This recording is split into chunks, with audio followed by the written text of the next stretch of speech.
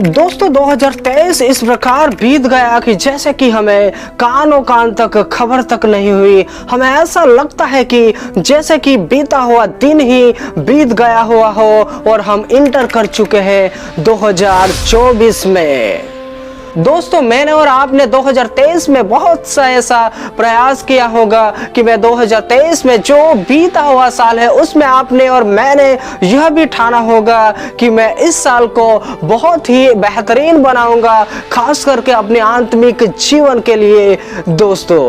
दोस्तों आपने और मैंने उस साल में जो बीत चुका है उसमें आपने और मैंने प्रयास तो बहुत किया होगा कि मैं आत्मिक जीवन में बढ़ूंगा या बढ़ूंगी। आपने और मैंने बहुत प्रयास किया होगा कि मैं परमेश्वर के वचनों में बढ़ूंगा, परमेश्वर की प्रार्थना में बढ़ूंगा। परंतु दोस्तों आप जो भी परमेश्वर के लिए करना चाहते थे या चाहती थी, परंतु दोस्तों आप और मैं अगर उस साल में असफल हुए होंगे और आप और मैं यह सोच रहे होंगे कि मेरा यह साल भी व्यर्थ गया, मैं इस साल में भी कुछ भी नहीं कर पाया, और आप निराश होकर बैठे हुए होंगे, तो दोस्तों यह मैसेज आपके जीवन को बदल देगा। आपके आत्मिक जीवन में एक नई दिशा दिखाने वाला मैसेज बनने वाला है। दोस्तों अगर आप इस मैसेज के अंत तक हर एक शब्द को जो हम परमेश्वर के वचनों के आधारित बातें करेंगे आप और मैं ध्यान देते हैं, तो दोस्तों परमेश्वर ये आने वाला साल जिसमें हम इंटर कर चुके हैं,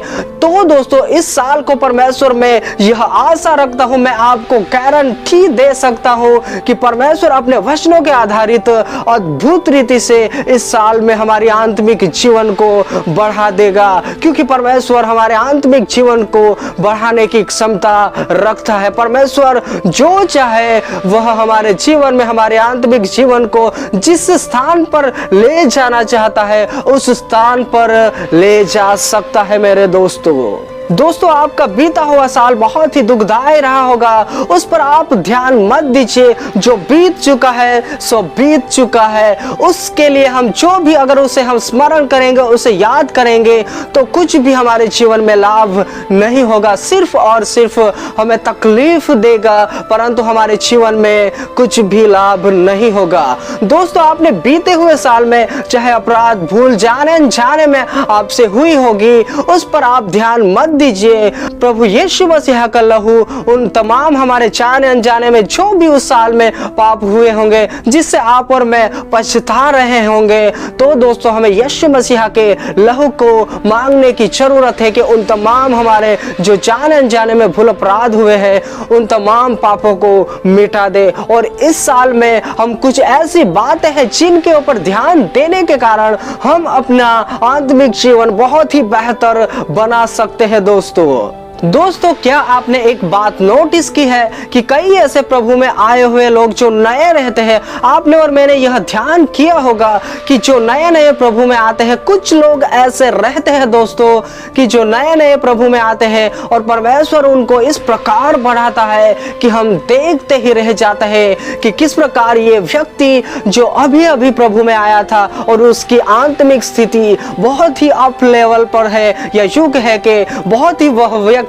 आगे बढ़ चुका है, और हम जो पुराने मसीही लोग रहते हैं वह हम सोच में पड़ जाते हैं कि यह व्यक्ति तो अभी प्रभु में आया, इस व्यक्ति को तो कुछ ही साल हुए हैं, फिर भी प्रभु में ये इतना आगे क्यों बढ़ चुका है। दोस्तों जब भी हम उस व्यक्ति को देखते हैं तब ऐसा लगता है कि उसके मुख से परमेश्वर के वचन निकलते हैं, उसके मुख से परमेश्वर की प्रार्थना इस प्रकार निकलती है कि हर एक के मन को परमेश्वर छू जाता है। आखिरकार दोस्तों ऐसा क्यों होता है? क्या आपने एक बात यह नोटिस की है? हाँ दोस्तों मैंने भी अपने जीवन में ऐसे कई व्यक्तियों को देखा है कि जो प्रभु में नए आए हुए थे और परमेश्वर ने उसे अचानक से इस प्रकार उपयोग किया कि हम भी देखते ही रह गए। दोस्तों मैंने भी अपने जीवन में कई ऐसे लोगों को जो परमेश्वर के वचनों के आधारित गाइडलाइन किया, और आज उन लोगों की स्थिति आत्मिक जीवन में इस प्रकार है कि मैं भी परमेश्वर को धन्यवाद देता हूं कि परमेश्वर आपने मुझे इस व्यक्ति को सुसमाचार सुनाने के लिए मदद की, मुझे इस योग्य समझा कि इस व्यक्ति को सुसमाचार सुनाने के लिए आपने मुझे उपयोग किया, और आज वह व्यक्ति आपके कार्य को अद्भुत रीति से कर रहा है। मैं परमेश्वर को धन्यवाद देता हूं ऐसे व्यक्तियों को जो आत्मिक जीवन में आगे बढ़ चुके हैं। दोस्तों, आपने भी अपने जीवन में यह बात नोटिस की होगी कि कई ऐसे प्रभु में आए हुए व्यक्ति अचानक से परमेश्वर उसे बहुत ही ऊपरी लेवल पर या यूं कहे कि बहुत ही आगे सेवकाई में ले जा चुका है। आप इंटरनेट पर भी देखते होंगे, यूट्यूब पर हो या कहीं पर भी आप ऐसे व्यक्तियों को देखते होंगे कि जिसके माध्यम से परमेश्वर अलौकिक रीति से कार्य कर रहा है और हम सोच में पड़ जाते हैं कि आखिरकार ऐसा कैसे हो सकता है। क्या परमेश्वर भेदभाव कर रहा है? परमेश्वर उस व्यक्ति पर बहुत प्रेम कर रहा है और मुझ पर प्रेम नहीं कर रहा है? अगर मैं और आप यह सोच रहे हैं तो दोस्तों हम कहीं ना कहीं भूल कर रहे हैं, क्योंकि परमेश्वर जितना उस व्यक्ति पर प्रेम करता है उसी प्रकार आप और मुझ पर भी परमेश्वर प्रेम करता है दोस्तों। तो दोस्तों, आखिरकार ऐसा क्यों होता है कि अचानक से कोई व्यक्ति नया नया प्रभु में आता है और वह आगे बढ़ जाता है और कुछ मसीही लोग वहां के वहां ही रह जाते हैं? इसका कारण मैं आपको बताऊंगा। और दोस्तों, आप भी अगर कई सालों से परमेश्वर में हो और आप भी अपने जीवन को परमेश्वर के लिए खर्च करना चाहते होंगे या अपने जीवन को आत्मिक जीवन में बढ़ाना चाहते होंगे, तो दोस्तों इस संदेश को ध्यान से सुनिएगा। दोस्तों, यह संदेश आपके जीवन को बदल कर रख देगा। मैं वापस कहता हूं कि मैं गारंटी के साथ कहता हूं कि आपका जीवन, आपका आत्मिक जीवन पहले के जैसा नहीं रहेगा। आप परमेश्वर में बहुत ही इस साल के अंत तक बहुत ही आगे बढ़ चुके होंगे। आपको यह रियलाइज होगा, आपको यह एहसास होगा कि मैं प्रभु में बहुत ही, परमेश्वर मुझे अब आगे लेकर जा रहा है और आप भी परमेश्वर की सेवकाई या परमेश्वर के लिए आपने जो ठाना होगा वो आने वाले समय में अद्भुत रीति से करने पाओगे दोस्तों, बाइबल में एक सबसे बड़ा उदाहरण है जिसको हमें देखने की, जिसके ऊपर ध्यान करने की बहुत बहुत आवश्यकता है। दोस्तों, अगर उस बारे में आपने बहुत बार पढ़ा होगा, फिर भी मैं तो कहता हूँ कि हमें हर बार पढ़कर उसके बारे में, उसके माध्यम से सीखने की जरूरत है दोस्तों, बाइबल के उस महान दास के बारे में आप और मैं तो जानते होंगे कि जिसका नाम होता है पौलुस। दोस्तों, पौलुस एक ऐसा व्यक्ति था कि जो प्रथम तो उसके मन में यही भ्रम बना रहता है, शैतान उसके मन में यही भ्रम पैदा कर देता है, सिर्फ और सिर्फ प्रभु यीशु मसीह के मार्ग में जो भी मिले, चाहे उसमें स्त्री हो, चाहे पुरुष हो, चाहे कोई भी व्यक्ति क्यों ना हो, उसके मन में सिर्फ और सिर्फ दोस्तों यही भ्रम था कि जो कोई भी व्यक्ति मिले उसे सताए, उसे मारे, उसे पीटे और बंदी गृह में डाल दे। दोस्तों, इस प्रकार उसके मन में शैतान ने यह भ्रम पैदा किया था, सिर्फ और सिर्फ यही धुन लगाए हुए था कि जो कोई भी यीशु मसीह के मार्ग में मिले, यानी कि यीशु मसीह पर विश्वास करता हुआ व्यक्ति या यीशु का नाम लेता हुआ व्यक्ति, जो यीशु मसीह का सुसमाचार प्रचार करता हुआ व्यक्ति मिले, उसे बांधकर सिर्फ और सिर्फ जेल खाने में डाल दे। सिर्फ और सिर्फ पहले उसका लक्ष्य यही रहता है दोस्तों।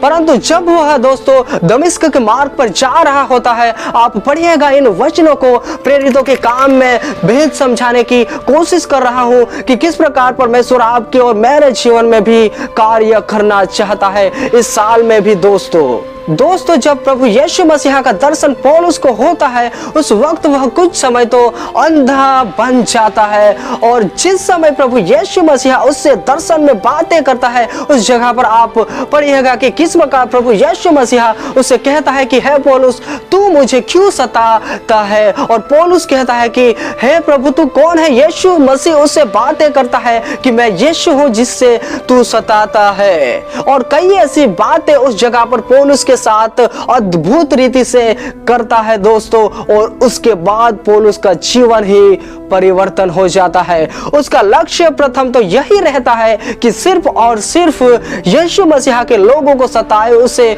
मारे, उसे बंदी गृह में डाल दे। परंतु दोस्तों, जब भी यीशु मसीह उससे बातें करता है, तभी उसका लक्ष्य ही बदल जाता है दोस्तों।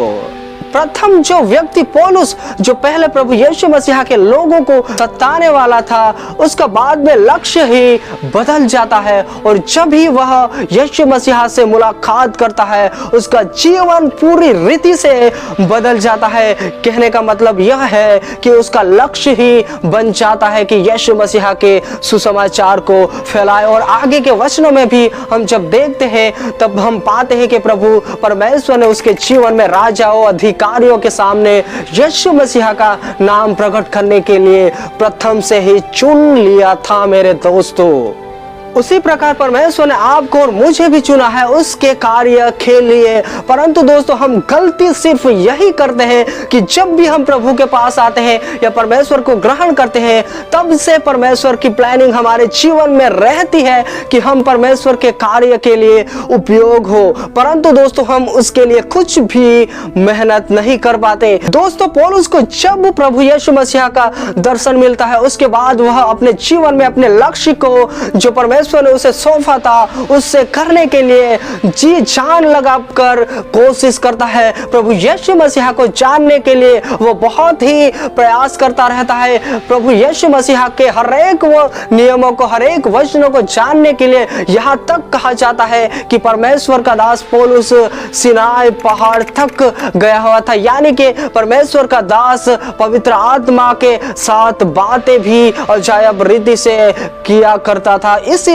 परमेश्वर उसे अद्भुत प्रकाशन देता है। दोस्तों, आखिरकार पौलुस जो कि प्रभु यीशु मसीह को सताने वाला था, तो फिर उसके जीवन में परमेश्वर ने ऐसा कार्य क्यों किया? क्योंकि दोस्तों, जब प्रभु यीशु मसीह का पौलुस ने दर्शन पाया उसी समय पौलुस ने अपने जीवन में एक लक्ष्य बना लिया था और उस लक्ष्य पर वो दिन प्रतिदिन आगे ही बढ़ता चला जा रहा था। उससे जितनी भी मेहनत करनी थी प्रभु यीशु मसीह को जानने के लिए, उसने पूरी मेहनत प्रभु यीशु मसीह को जानने में लगा दी। हर वक्त, हर पल, हर वक्त पौलुस जो होता है वह प्रभु यीशु मसीह के धुन में ही रहा करता था। जितना भी हो सके प्रभु यीशु मसीह के कार्य को तो वह फैलाता ही था, परंतु परमेश्वर के वचनों का प्रकाशन भी जानने की कोशिश में लगातार रहता था। मेरे दोस्तों, मैं और आप प्रभु यीशु मसीह के पास आते तो है, परमेश्वर हमारे जीवन में एक लक्ष्य तो रखता ही है, क्योंकि हर एक के जीवनों को परमेश्वर उपयोग करना चाहता है।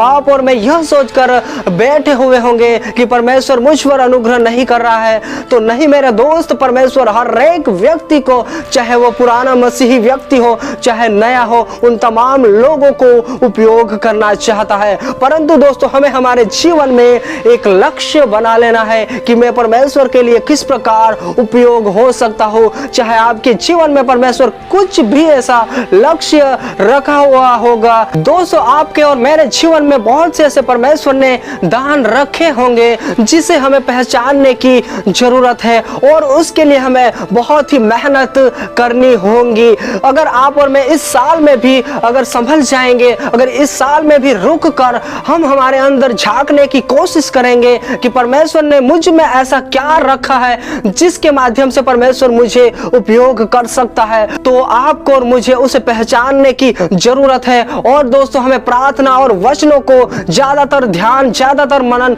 करने की कोशिश में लगे रहना होगा, क्योंकि प्रार्थना और वचन के माध्यम से ही हम अपने आप को बेहतर बना सकते हैं। जो भी दान हमारे अंदर परमेश्वर ने रखे हैं उसे हम और भी बेहतर बना सकते हैं। दोस्तों, जब भी हम हमारे जीवन में एक लक्ष्य को बना लेते हैं और उसके प्रयास में हम बहुत ही प्रार्थना वचनों के साथ आगे बढ़ रहे होते हैं, तभी एक बात ध्यान दीजिएगा कि शैतान आपके और मेरे जीवन के पास आकर उस स्थिति को बिगाड़ने का प्रयास करेगा, हमें हताश, निराशा एवं हर एक ऐसे बुरे विचारों से भी ग्रसित करेगा कि हम उस लक्ष्य की ओर ध्यान ना दे। परंतु ध्यान दीजिएगा दोस्तों, जिस प्रकार पौलुस कहता है कि दौड़ में तो सभी दौड़ते हैं, यानी कि रेस में सभी दौड़ते हैं परंतु इनाम एक ही लेके जाता है, इनाम एक ही व्यक्ति को मिलता है। हमें इस प्रकार दौड़ना है कि हम विजय प्राप्त करें। और दोस्तों आगे के वचनों में भी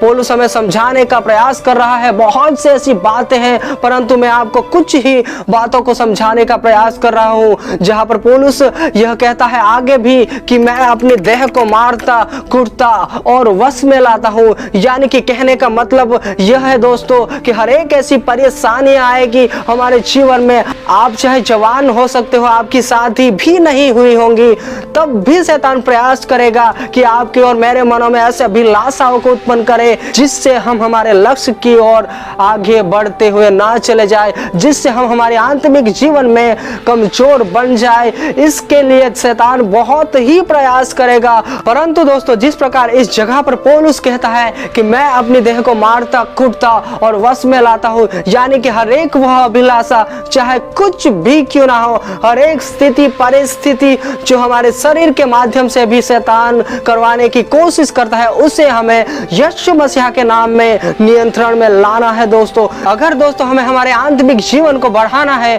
तो हमारे जीवन में एक लक्ष्य होना जरूरी है और उस लक्ष्य के अनुसार हमें कार्य करना जरूरी होता है। दोस्तों एक दिन नहीं, 2 दिन नहीं, परंतु हर दिन हमें मेहनत करनी होगी प्रार्थना और वचनों के साथ, तब जाकर हम उस लक्ष्य को, उस कार्य को जो परमेश्वर ने आपके और मेरे जीवन में रखा है उसे पूरा करने पाएंगे। दोस्तों आप कोई भी व्यक्ति हो सकते हो, आप आम व्यक्ति भी क्यों ना हो, आपको भी परमेश्वर उपयोग करना चाहता है। आने वाले दिनों के लिए परमेश्वर हर एक व्यक्ति को उपयोग करना चाहता है उसके कार्य के लिए। दोस्तों तो कभी भी हिम्मत न हारिएगा, परमेश्वर पर भरोसा रखिए।